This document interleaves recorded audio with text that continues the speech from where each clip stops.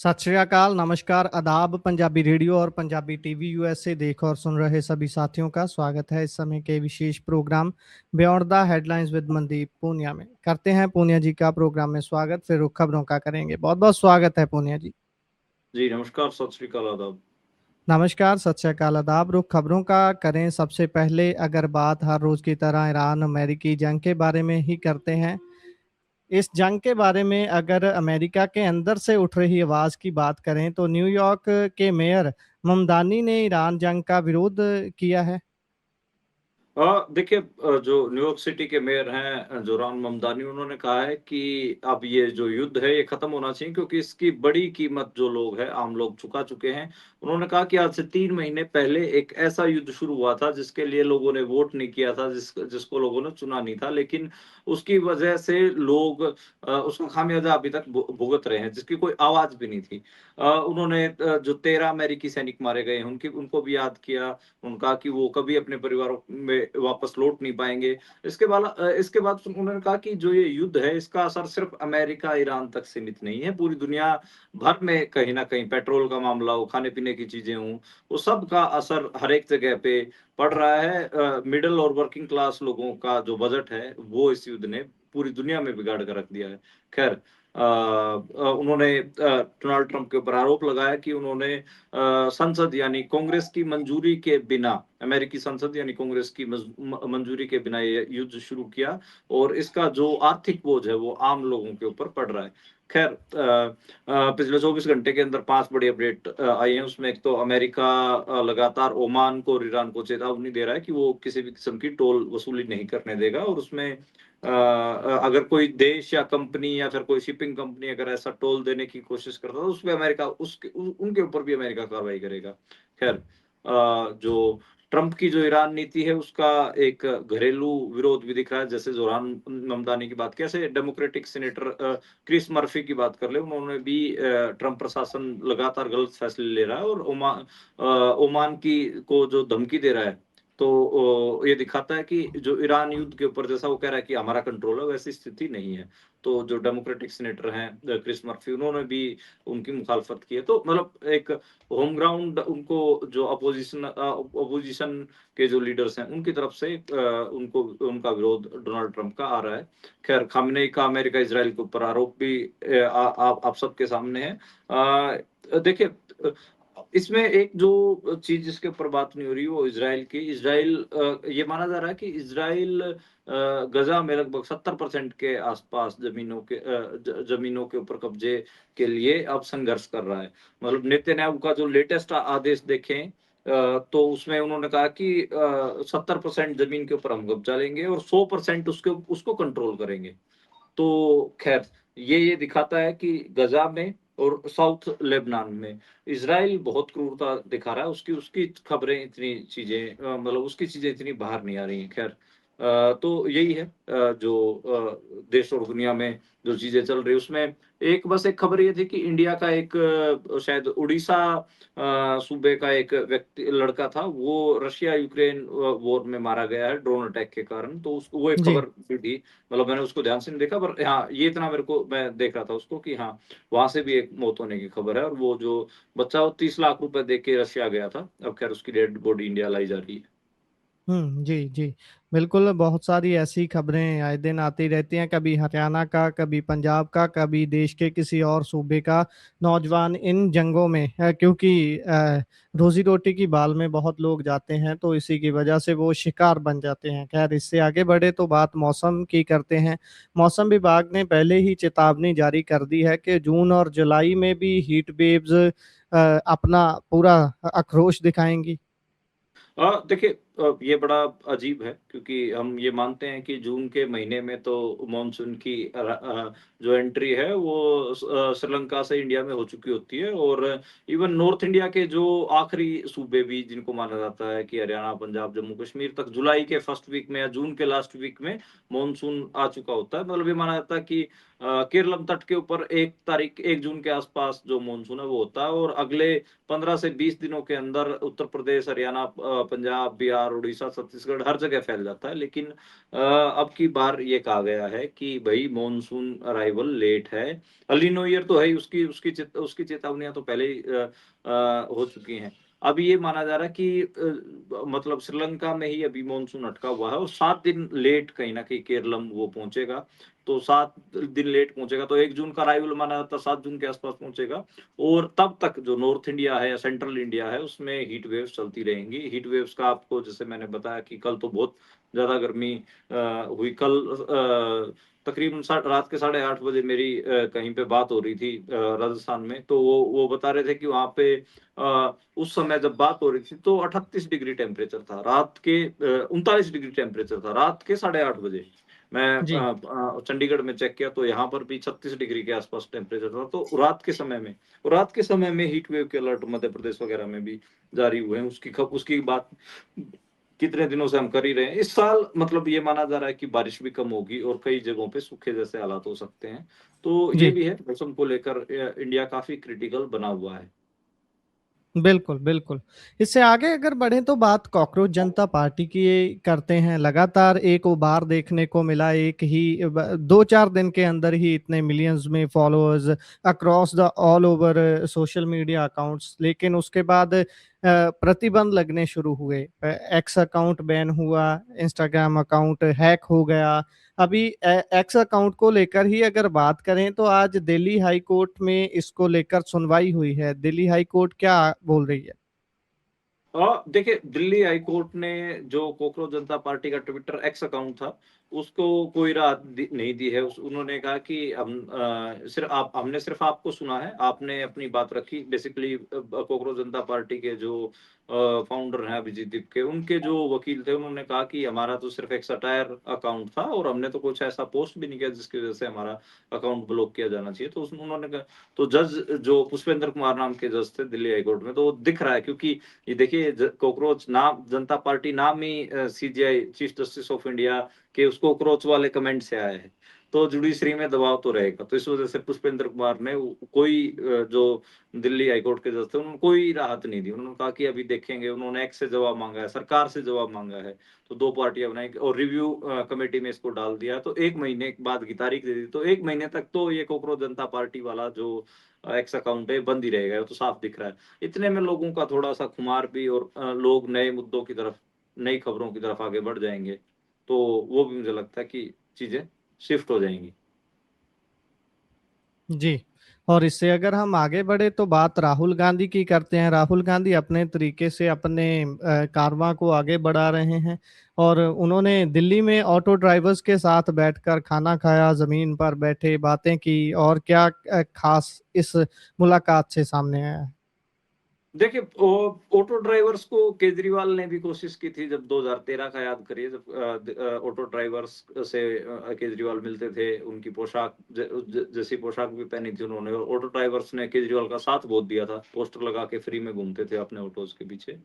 तो खैर राहुल गांधी अब मिल रहे हैं। देखिए ऑटो ड्राइवर्स की पूरे देश भर में अलग-अलग किस्म की डिमांड्स आ रही हैं। सीएनजी महँगी हो रही दिल्ली में, एक तो लगातार सीएनजी के दाम बढ़ रहे हैं, खर्चे बढ़ रहे हैं, किराया बढ़ा नहीं है, तो इसलिए उनमें एक जो फ्रस्ट्रेशन, उनके जो इश्यूज़ हैं वो तो हैं ही हैं। तो उनमें एक आंदोलन जैसा कुछ दिख रहा है, तो उसी से पहले ही मतलब राहुल गांधी वहाँ पे पहुँचे हैं। उन उन लोगों से उनकी ड्रेस वगैरह पहनी, उनके साथ खाना वगैरह खाया, बातचीत की और ये आश्वासन दिया कि ऑटो ड्राइवर्स के इश्यू को वो पार्लियामेंट में उठाएँगे क्योंकि लीडर ऑफ अपोजिशन है। मुझे देखिए राहुल गांधी पिछले काफ़ी लंबे समय से हम देख रहे हैं, मैं कह सकता हूँ कि जो 2022 की उनकी भारत जोड़ो यात्रा हुई थी, उसके बाद से लगातार वो ऐसे अलग-अलग सेक्शंस में जाने की कोशिश कर रहे हैं। कई बार वो रेलवे स्टेशन पे कुलियों के पास चले जाते हैं, कभी मनरेगा मज़दूरों के पास चले जाते हैं, कभी किसानों के खेत में ट्रैक्टर चलाते दिखते हैं, अभी ऑटो ड्राइवर्स के साथ दिख रहे हैं। एक बार तो टिफ़िन वालों के पास पहुँच गए थे। बाइक मैकेनिक वाले आपने विजुअल देखे होंगे, ट्रक ड्राइवर वाले विजुअल आपने देखे होंगे और इवन कनाडा तक में वो ट्रक ड्राइविंग करके आए हैं। तो अमेरिका में सॉरी ट्रक ड्राइविंग करके आए हैं। तो काफ़ी मतलब अलग-अलग जगहों पे वो दिख रहे हैं, अलग-अलग सेक्शन से इंटरेक्शन करने की कोशिश कर रहे हैं, उनकी चीज़ों को समझने की कोशिश कर रहे हैं। देखिए आइडिया के तौर पे तो पवित्र दिख रहा है गुरप्रीत, पर मुझे कुछ चीज़ों पर डाउट रहता है। एक तो मेरे को लगता है कि ये सब जो बड़े नेता लोग होते हैं, खासकर राहुल गांधी टाइप, नरेंद्र मोदी टाइप, इनके जो ज़्यादातर एक्ट्स मैं देख रहा हूँ कि ये गिमिक एक्ट्स जैसे हैं। गिमिक एक्ट का मेरा मतलब अगर मैं इसको हिंदी में अनुवाद करके बताऊँ तो गिमिक मतलब एक दिखावे के लिए लोगों को ये जताने के लिए कि देखिए हम आपके बारे में चिंतित हैं।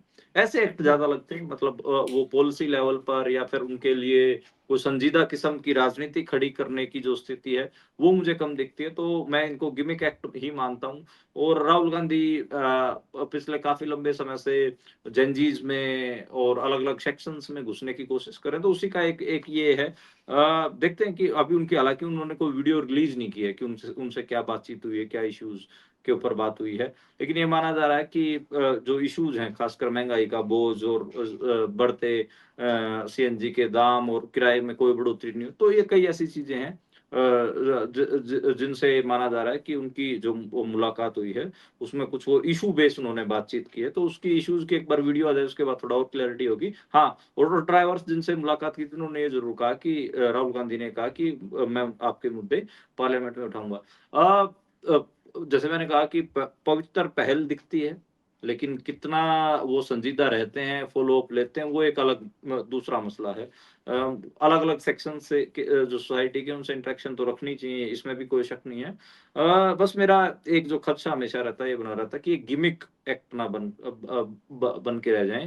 हालाँकि जब वो सत्ता में थे 2014 तक यूपीए की सरकार थी, कांग्रेस की सरकार थी, उस समय भी हमें भट्टा परसोल देखने को मिला। भट्टा परसोल में जो किसानों की ज़मीन एक्वायर करने की बात आई, तो वहाँ पर कांग्रेस सरकार ज़मीन एक्वायर कर रही थी और उसी के खिलाफ राहुल गांधी मोटरसाइकिल पे किसानों से मिलने के लिए पहुँच गए थे और लैंड एक्विजिशन जो एक्ट भी बना, काफ़ी स्ट्रॉन्ग था जिसमें काफ़ी चीज़ें थी। बाद में चलो मोदी सरकार ने उसको डाइल्यूट किया है।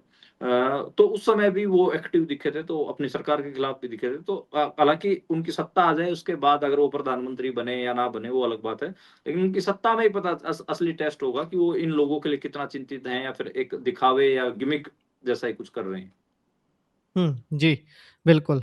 और इससे अगर हम आगे बढ़ें तो बात करें दोनों वैसे मुद्दे जो है सरकार के साथ बहुत ज़्यादा ताल्लुकात रखते हैं। एक यूपी से है और दूसरा महाराष्ट्र के पुणे से है। पुणे में जहरीली शराब पीने से 15 लोगों की मौत की खबर है और यूपी में निर्माणाधीन चल रहे पुल के गिर जाने से 6 लोगों की मौत। कौन ज़िम्मेवार होगा इन सारी चीज़ों का, मौतों का? देखिए, महाराष्ट्र के पुणे में जहरीली शराब पीने की वज़ह से 15 लोगों की डेथ हुई है। वहाँ पर जी, जो इलाके पड़ते हैं हडपसर, फुगेवाड़ी, दापोडी, पिंपरी ये इलाके हैं मतलब वहाँ पर ये मौत हुई है। अभी ये कहा जा रहा है कि जो एक्साइज़ डिपार्टमेंट है उसने 8 लोगों को डिटेन किया है और ये माना जा रहा है कि शायद उस शराब में मेथनॉल की जो मात्रा है वो ज़्यादा हो सकती है, वो मिला हो सकता है, इस वज़ह से उनकी डेथ हुई है। तो ख़ैर अब ये जो लोग मरे हैं सब बहुत गरीब बैकग्राउंड से हैं, लगभग मज़दूर किस्म के लोग हैं, झुग्गियों में रहने वाले लोग हैं। तो हम देखते हैं कि जो हाथ की भट्टी से जो शराब बनती है, कच्ची शराब होती है या जो देसी शराब होती है, जो ठेकों पे भी अक्सर बिकती है, उस ज़हरीली शराब से जो अक्सर शिकार होते हैं, वो मज़दूर समुदाय के लोग ही होते हैं। ये तो ख़ैर मौत की खबरें हैं, आप तक पहुँच रही हैं। बहुत बहुत बार ऐसा होता है कि जो ये ज़हरीली शराब होती है, ये इंसान को मारती नहीं है। इसको कई बार अपंग बना देती है, कई बार आँखों की रोशनी चली जाती है, अंधे तक मैं मतलब पंजाब में, हरियाणा में, देश के अलग-अलग सूबों में ऐसे लोगों से बहुत ऐसे मज़दूरों से मिला हूँ जिनकी आँखों की रोशनी नहीं है। मैं उनसे पूछता हूँ कि बोला मैं हमने बस रात को शराब पी ली, सुबह उठे तो हमें दिखाई नहीं दे रहा था। तो कई बार आँखों की रोशनी चली जाती है इस ज़हरीली शराब से, कई बार अपंग हो जाते हैं, पैरालाइज़ अटैक होता है। मैं दिल्ली में एक मज़दूर से मिला था, तो जो कि रिक्शा चलाता था, रिक्शा पुलर था, साइकिल रिक्शा पुलर। तो उसने शराब पी, उसके बाद उसको अटैक आया और उसके कुछ भी शरीर का कोई अंग ऐसा नहीं है कि जो अच्छे तरीके से काम करता हो। सिर्फ़ एक हाथ है, लेफ्ट हैंड है, वो थोड़ा-सा काम करता है, बाकी सारे शरीर में जो लकवे का असर है वो दिखता है। हुँ, तो मतलब ऐसे बहुत बार होता है और ये बड़ी क्या कहें कि इसको ये विडंबना है भारत की, कि भारत में मतलब मज़दूर आपको जैसे ये भी मान के चलें कि शराब क्यों पीता है? एक तो उसका ओवरटाइम वो कर रहा है बेचारा, बिल्कुल। इकोनॉमिक क्राइसिस है, दिहाड़ी उतनी नहीं मिल पा रही है, तो एक वो जो परेशानी में थोड़ी बहुत शराब ऊपर से ऐसी ज़हरीली मिल रही है कि वही उसको उसकी जान लेने के लिए आतुर है। तो बहुत चौतरफा जो भारत का मजदूर है और खासकर जो वर्किंग क्लास है वो घिरी हुई दिखती है। ये खबरें ऐसी मतलब काफी परेशान करने वाली हैं। और अब जैसे उत्तर प्रदेश की खबर, उसमें 6 मजदूरों की डेथ हुई है। जो निर्माणाधीन जो पुल था, जो कंस्ट्रक्शन चल रही थी जिस पुल की, उसका एक स्लैब गिर गया और 6 लोगों की मौत हो गई। 6 मजदूरों की मौत हो गई। तो इस अब कितनी ही हम मतलब साल में हमारे बुलेटिन में कम से कम 200 खबरें ऐसी होती हैं जिसमें हम बात करते हैं कि इंडिया में जो वर्किंग क्लास है, जो मजदूर लोग हैं, उनके लिए सेफ वर्किंग प्लेस नहीं है। उनके जो काम करने की जगह हैं, वही उनकी जान लेने की जगह भी बन जा रही हैं। उनकी जान वहां पर जा रही है, उनकी जान को खतरा वहां पर है। बड़ा बड़ा अजीब लगता है। और मतलब तकरीबन 50 लाख लोग कहीं ना कहीं साल भर में ये डेटा काफी बड़ा है। उसमें अनसेफ वर्किंग कंडीशंस की वजह से या तो घायल होते हैं, या फिर वो अपंग हो जाते हैं, या फिर उनको जान तक गंवानी पड़ती है। तो ऐसी जी घटनाएं कितनी सारी हैं। जितनी स्मॉल स्केल इंडस्ट्री चल रही है उसमें देखिए कि कितना कोई सेफ्टी इक्विपमेंट्स नहीं होता। कभी सीवर में मजदूरों की डेथ हो जा रही है, सीवर सफाई कर्मियों की डेथ हो जा रही है, कभी पुल गिरने जो कंस्ट्रक्शन बिल्डिंग होती है उसके गिरने से मजदूरों की डेथ हो जा रही है। तो बड़ी कभी पटाखा फैक्ट्री में ब्लास्ट होने की वजह से लोगों की, कई बार बॉयलर्स में ब्लास्ट होने की वजह से मजदूरों की डेथ हो जा रही है। तो काफी बिल्कुल। अनसेफ वर्किंग कंडीशंस में भारत के मजदूर है जो वो मजदूरी करते हैं। जी। इससे आगे अगर हम बढ़ें तो आजकल सिर्फ धन संपत्ति ही आपकी मतलब के ही आप मालिक नहीं हैं। आप जो चीज़ें ऑनलाइन कर रहे हैं, डिजिटली कर रहे हैं, वो भी आपके एक टाइमलाइन बनती जाती है, आपका डाटा खड़ा होता जाता है। और ये चर्चा चल रही है कि आपकी अगर किसी की भी मौत हो जाती है और उसके बाद उसका जो डिजिटल डाटा होगा उस व्यक्ति का, उसका मालिक कौन होगा?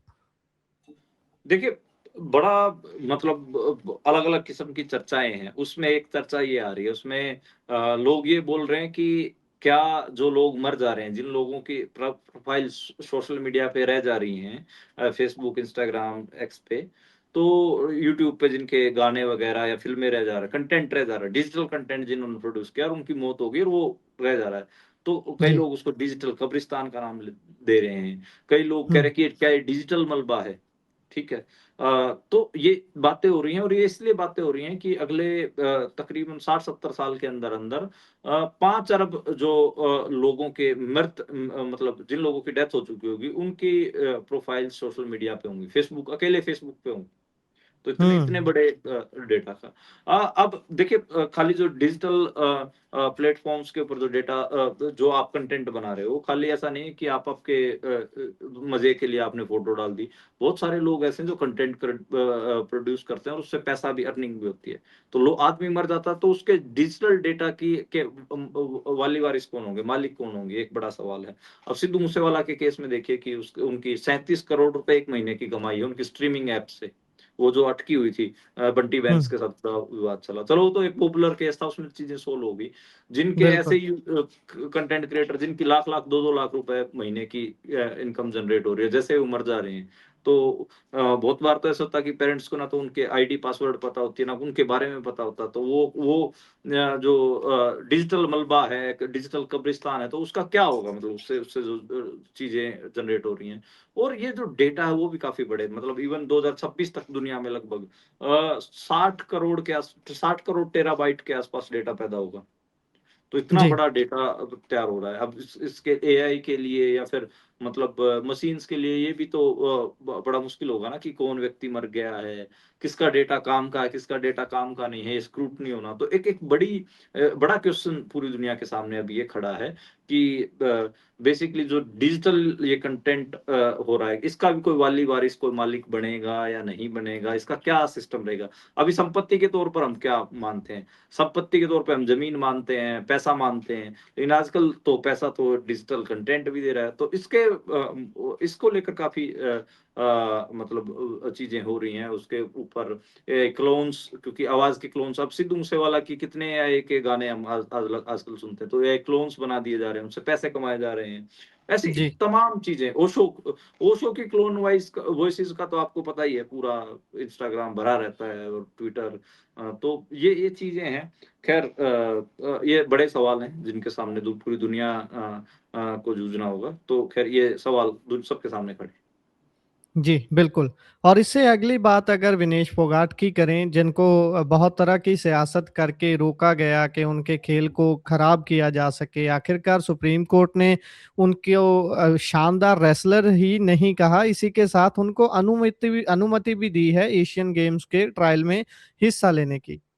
देखिए बृजभूषण शरण सिंह जो बीजेपी के नेता है, उसका कुश्ती संघ के ऊपर रेसलिंग फेडरेशन के ऊपर कब्जा है। उसने अपना डमी संजय सिंह को हुई रेसलर वो प्रेसिडेंट बनाया हुआ है रेसलिंग फेडरेशन का। तो वो हर कोशिश करते हैं कि विनेश फोगाट, बजरंग पूनिया ये सब लोग ना खेल पाएँ। विनेश फोगाट को रोकने के लिए ही नया नियम लेके आया कि भई जो पिछले साल जिसने नेशनल खेला होगा उसी को ही हम करेंगे। जबकि बार पिछले साल आपको पता है कि विनेश फोगाट प्रेग्नेंट थी। उन्होंने एक लड़के को बच्चे को जन्म दिया था।